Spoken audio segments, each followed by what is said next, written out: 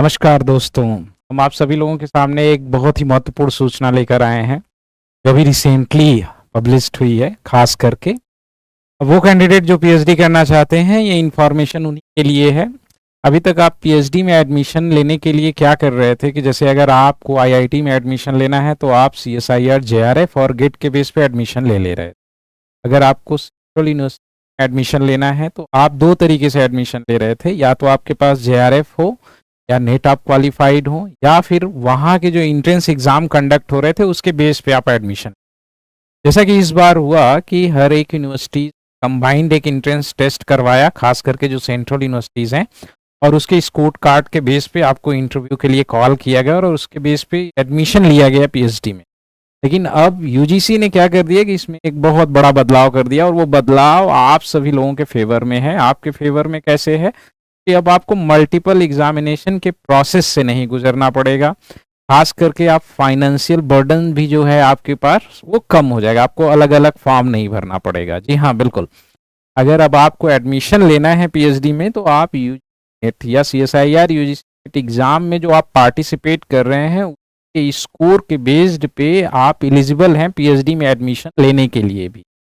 मतलब अब आपको अलग से यूनिवर्सिटी का कोई इंट्रेंस एग्जाम नहीं देना है, कोई अलग से कोई इंट्रेंस एग्जाम नहीं होगा। तो ये नई सूचना जारी हुई है जो खास करके आप सभी लोगों के फेवर में है। ठीक है, तो इसके बारे में हम लोग डिटेल में बात करते हैं। और कुछ जो अब आपका रिजल्ट जो आएगा सीएसआईआर नेट का, खास करके जैसे अगर जो टॉप लोग होते थे उन्हें जेआरएफ प्रोवाइड किया जाता था, कुछ मार्क्स कम कट ऑफ हुआ करते थे नेट के। अब इसके अलावा एक तीसरी कैटेगरी भी यूज्ड कर दी गई है।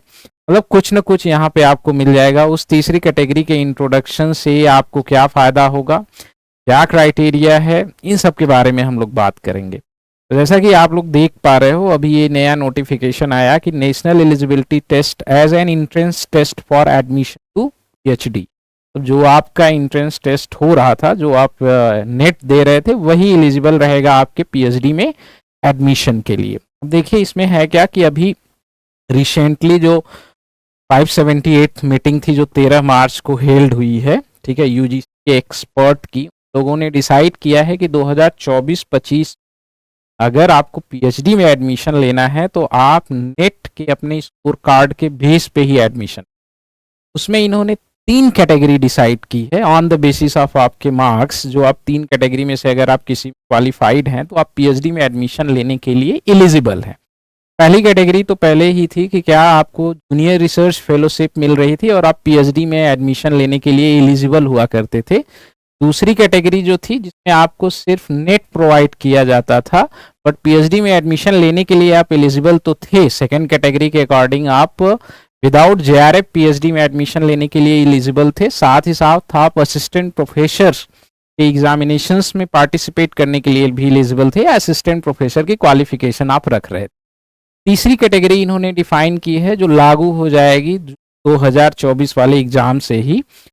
उसके अकॉर्डिंग आप सिर्फ पीएचडी प्रोग्राम में आप एडमिशन ले सकते हैं। अगर इसको हम थोड़ा सा डिटेल में देखें तो ये कुछ इस तरीके से है।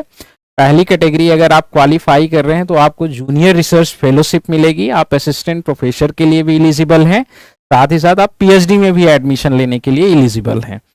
दूसरी कैटेगरी अगर आप क्वालिफाई कर रहे थे, जिसे आप नेट कह रहे थे, अगर वो आप क्वालिफाई कर रहे थे तो आपको जूनियर रिसर्च फेलोशिप तो नहीं मिल रही थी, लेकिन आप असिस्टेंट प्रोफेसर के लिए एलिजिबल थे और आप पीएचडी में एडमिशन लेने के लिए भी क्या थे, आप एलिजिबल थे। अब तीसरी कैटेगरी जो है उसमें आपको जूनियर रिसर्च फेलोशिप नहीं मिलेगी, आप असिस्टेंट प्रोफेसर के लिए एलिजिबल नहीं रहेंगे, लेकिन आप पीएचडी में एडमिशन लेने के लिए भी क्या रहेंगे, एलिजिबल रहेंगे।